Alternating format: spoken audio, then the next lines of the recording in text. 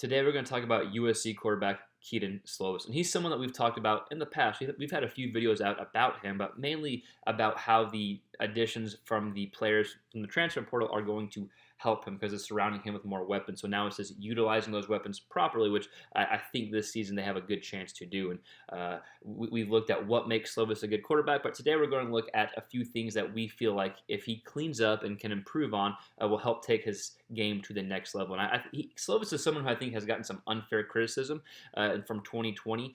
I think there were some pretty high expectations after the 2019 season, and maybe he didn't reach those by some people's standards, but I still think he had a good season. But with that said, there were a few things that stick out on film that I think he can clean up to take that next step. So today we're going to dive into the film from the Oregon game. That was a game he threw several interceptions, but at the same time, we're going to watch a few things of what he does well, and whenever he is good in the pocket, whenever he's in a rhythm, he's able to strike it and be very accurate, and then we're going to see the improvements that I think he can make, and that's whenever he gets jumping in the pocket, whenever he is not comfortable, that tends to lead to negative plays, and more negative plays lead to more negative plays. So if you can just eliminate those negative plays and be a bit more consistent, I think we'll see a big step, and he's got the potential to be a high draft pick in 2021.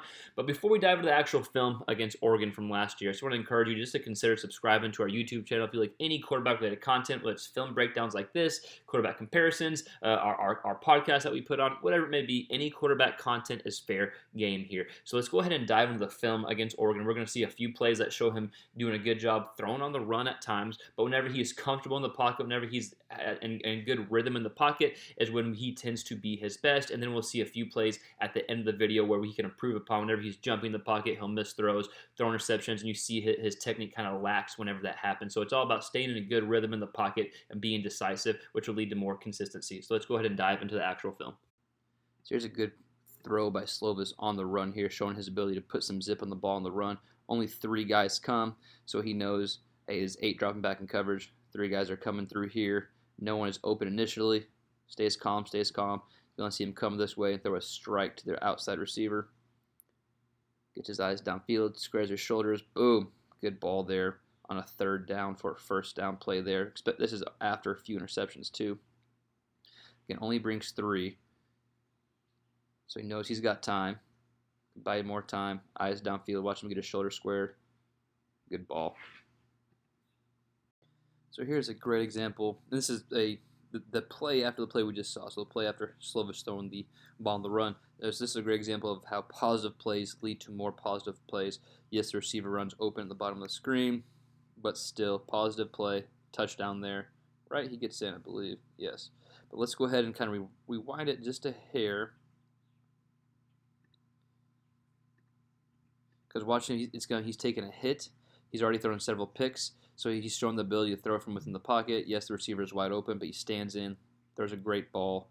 DB falls down, ends up being a touchdown. We'll watch from the end zone angle, and you can see the throw a bit better from Slovis's point of view. Looks good in the pocket.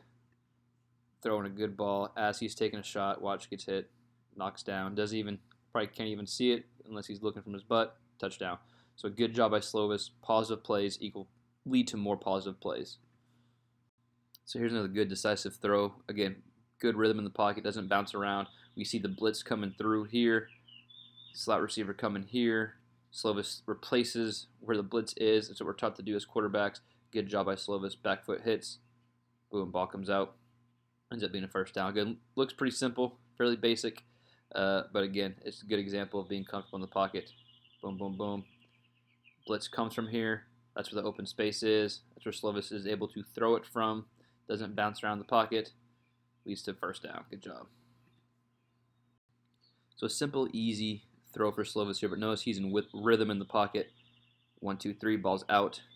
Good job. Receiver turns upfield for a 1st down there. So being comfortable in the pocket is huge for Slovis.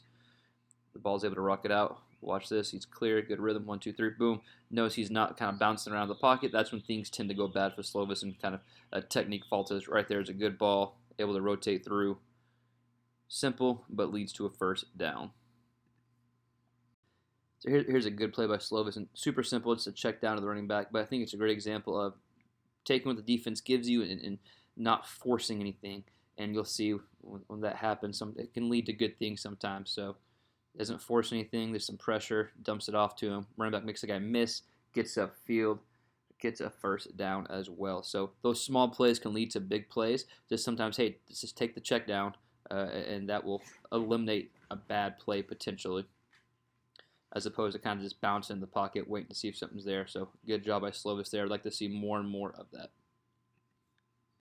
So here's a touchdown by Slovis. Good long throw from the right hash of the field all the way to left side. Just a quick out for a touchdown on 4th down here. Something you like to see. They're down by 2 scores, kind of late in the 4th quarter, maybe 6-7 minutes actually. But a big time throw. Long throw, rips it from within the pocket. Pretty decent coverage there, but good ball for a touchdown. Again, showing it's almost like when he's forced just to stay in rhythm, he does really well. And so again, I think if there's more plays like this play, as far as being in rhythm in the pocket, let's see if we can fast forward a little bit. It's almost there. So more plays, just being good rhythm, feel comfortable in the pocket, leads to pretty nice throws like this one here. 1, 2, 3, rips it, boom, touchdown.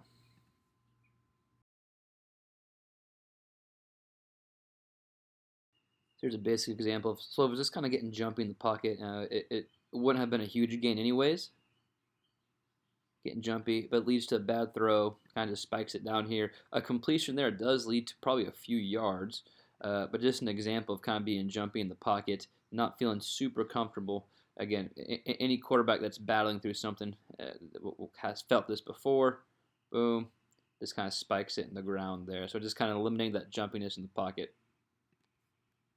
So this is the very next play after that kind of spike ball to the running back to the flat, and this is actually an interception. So this is a great example of how one negative play can lead to another negative play, which does in this case. You see Slovis still kind of jumping in the pocket, and there's pressure that's coming in, and he's not able to get the full amount of velocity in the ball that he should be, and also this ball shouldn't have even been thrown. So this is an example of how one negative play leads to another negative play, and how the mechanics in the pocket kind of falter as well. Pressure comes, not able to get nearly as much as he usually would be. This pressure in the pocket, thrown out here, ball that shouldn't have even been thrown. So a lot of kind of negative factors, interception. So just eliminating those plays. Whenever a negative plays happens, throw it away, and don't let that kind of faulty mechanics lead to the next play. We can really see it right here. Shouldn't have been thrown. Not able to get a lot of force into the ball because of the fact that you get pressure in the face. Thrown out here, which is a dangerous throw to begin with. Interception. So eliminating those negative plays, and it's not even the interception itself, but what led to the interception, the previous play, and kind of those faulty mechanics. So here's another interception by Kedon Slovis here. Again, you're going to see him kind of stare down his guy, not look great in the pocket, something that he is really good at, but when one negative play happens, it leads to more negative plays. So we're going to see him kind of stare down his guy, kind of get jumpy in the pocket. We'll watch the pick and kind of rewind it.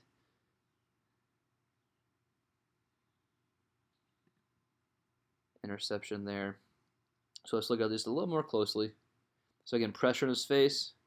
Throwing the ball when pressure's in his face. Look to your right. He has his check down guy right there. He can dump it off to. He's trying to hit his guy come here. You're going to watch the safety get down. This corner come out here. So he's covered in several different directions. If this corner didn't make the pick, this safety could have. Not able to put a lot of velocity in the ball, and this leads to a bad decision when pressure comes around him. So again, negative plays lead to more negative plays. You got to just break out of that funk. Of course, has the potential to do so. Watch, he's looking at his guy the entire time, seeing the space he wants to throw. This guy come across. Just a ball that shouldn't have been thrown. He can't get a lot of velo on the ball. Ends up being an interception. Again, so we saw a few clips of what we feel like he needs to do to improve, and we saw how the negative plays can lead to more negative plays. So if you can kind of just clean up that jumpiness in the pocket, that can lead to kind of off-centered throws and off-balance throws in a negative way, and the ball kind of floats, and it kind of leads to bad decisions as well. But as we saw in the beginning of the video, whenever he's in good rhythm, he's able to rip it and throw good balls. But again, we have more videos of Slovis. If you're interested, you kind of check our videos in the past, and it kind of talks about how the transfer portal, I think, will help Slovis overall. But we're looking forward to the 2021 season. I want to hear from you. I want to hear your thoughts. What do you think about Slovis in 2021? What improvements do you think he needs to make? And we'll see you next time on our next quarterback-related video.